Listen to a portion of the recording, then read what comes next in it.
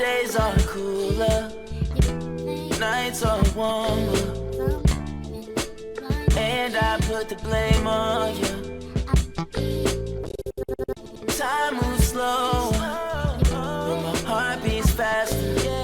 When these eyes are looking right at you, right at you. You give me something to believe in, just what I needed. You're the closest. Elie Mystal. Hey, Karen, how are you? I'm great. I'm awesome. How art Been thou? a sec. It has been. You know, I've seen you in them streets. You know, I decide, you know, when we can have people come through. First of all, you're extremely busy. I know you're working on another project and you're out there on the streets. So I'm glad you're giving us a little bit of time today because there's a lot riding on this. We have primary elections in Arizona, which I'm reading these stories, and Arizona looks like it's going to have a lot of voter suppression, as will Texas, as will Florida, as will Georgia. President Biden yesterday called for reform of the Supreme Court, which I think is important. But in the meantime, you know, when they say stop the steal, they mean they're actually planning on stealing the election. So I wanted to have you on just constitutionally, you know, where are we? I'm excited about Vice President Kamala Harris now being the presumptive nominee for the Democratic Party because of the not just the energy. She brings a lot to the table, but it won't matter if these electors, the people that are counting votes, do what they did in Florida in 2000 with Gore. Like, where are we, Elie Mystal? Yeah, well, it actually links up perfectly with Biden's proposal that Kamala Harris supports on court reform, right? Because the reason why we're here, the reason why we're in a position where Arizona, Texas, Georgia, what did you just name? You just named a bunch of Southern Confederate, you know, some of them former Confederate states, right?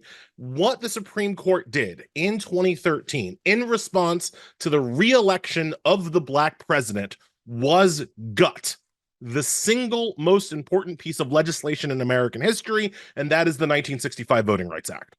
I call the 1965 Voting Rights Act the most important piece of legislation in American history because before the 1965 Voting Rights Act, we were an apartheid nation, which did not have equal and full fair participation in government for all the people who were living here because of the Jim Crow era and the Supreme Court's refusal to enforce the 15th Amendment. It was only after the 1965 Voting Rights Act that the 15th Amendment became a thing.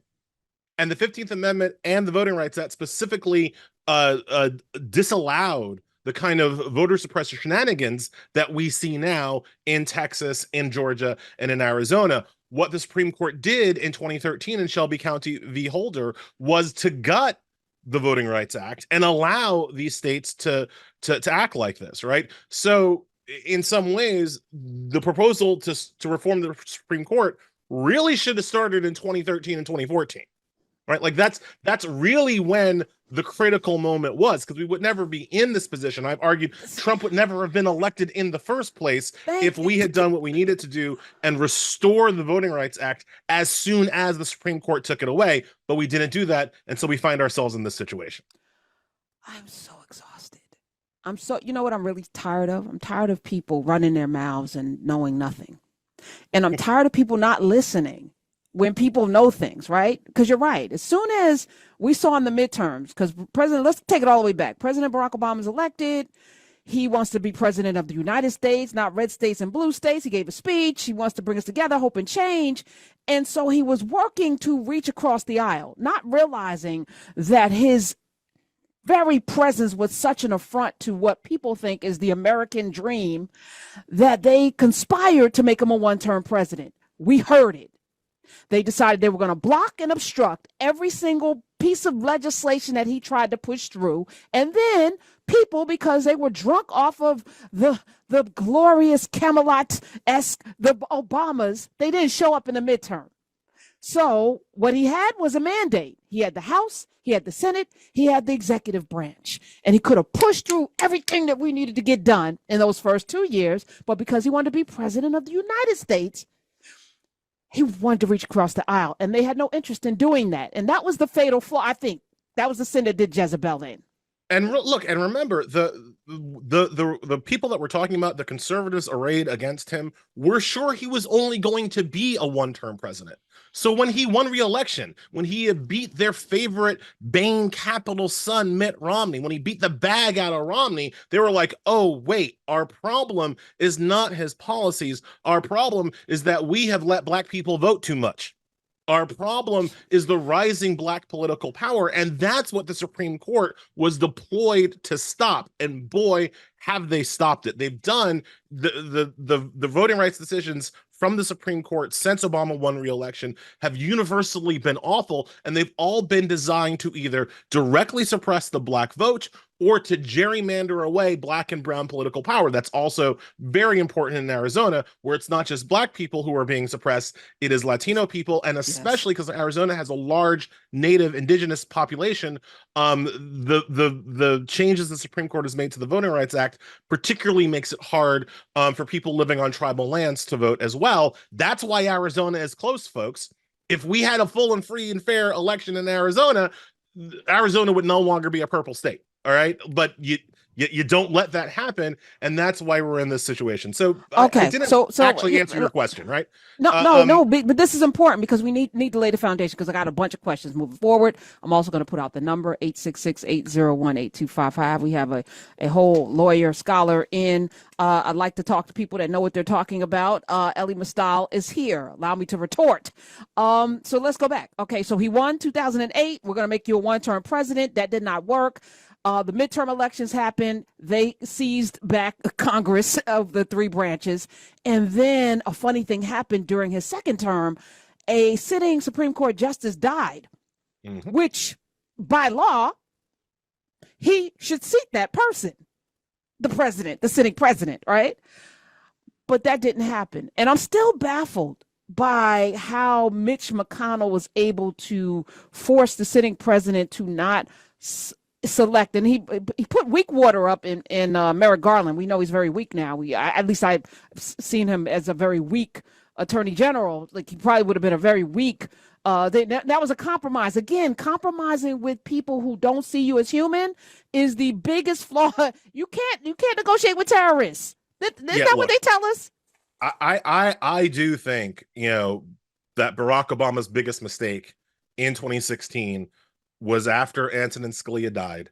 He thought that he could get Republican votes. He thought that if you put up a weak sauce white man, a moderate white man, that Republicans just wouldn't have the gumption to oppose him. Because remember, prior to Merrick Garland, Supreme Court justices were regularly confirmed with over 60 votes. The filibuster was still in place for Supreme Court justices during Obama's tenure. He was putting forth a candidate that he legitimately thought was going to get 60 votes because Republicans had no reason to obstruct Merrick Garland. He was so milquetoast. He was so nothing, right? They had no reason to obstruct him other than he was appointed by the Black president. And Obama just didn't think that they could get away with that. And of course they did, because Republicans don't care. Republicans, right, play to win, not play to be nice, not play to be proper. Republicans play to win. And Mitch McConnell stopped that confirmation process in its tracks. Obama could have done two things in that moment. And this is where I say the mistakes happen. The Constitution says that the president appoints, nominates, and the Senate advises and consents to the nomination. In the Merrick Garland situation, McConnell refused to allow Merrick Garland to even come up for a vote. So I would have argued that that was a violation of the Senate's constitutional duties by not allowing Merrick Garland to come up for a vote. So they abdicated their opportunity to advise or consent, and I would have sent Merrick Garland to work on Monday. I said, go to work. Go to work, and you sit on the Supreme Court. What's John Roberts going to do? Block the door? Right. Go sit in that chair, hear cases, and let's go. So that would have been number one. Number two, and you've already alluded to this, maybe you don't nominate milquetoast random white guy. Maybe you nominate who was the second, and I tell this people all the time, Karen, who was the second person in the room? Who was the person that almost got the job over Merrick Garland? That would be Ketanji Brown. Ketanji Brown Jackson. Yes. But she was the other person in the room. Yes. And Obama went with Garland as opposed to Jackson because he thought Garland could get more votes.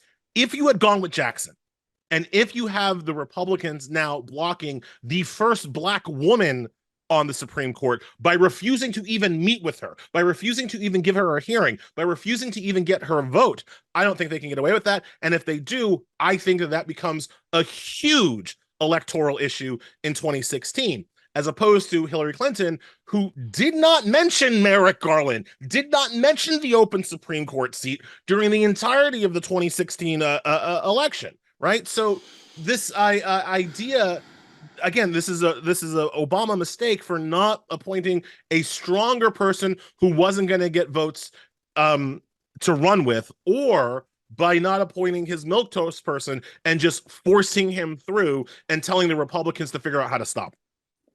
Okay, so that caught us up to right. Well, we're gonna breeze past. Now Trump's right? Yeah, we're gonna breeze past Trump because he did a lot of things to also. But no, we can't breeze past him because the cannot. 3 Trump justices are critical, right? So with that open seat, he appoints Neil Gorsuch, who hates the administrative states because his mom worked for the EPA under Reagan and she was sad, right? So like we appoint Neil Gorsuch. We appoint Brett Kavanaugh, who was credibly accused of attempted rape, has massively, mysteriously vanishing debts as soon as he gets nominated to the Supreme Court, and not for nothing, had 83 outstanding ethics complaints against him that were never fully investigated by Trump's FBI or the FBI director, Kavanaugh's boy, Chris Wray, who was friends with him in law school. So that happened. And then when Ruth Bader Ginsburg dies 6 weeks before the election, having just had the recent history of blocking Merrick Garland because it was too close to the election,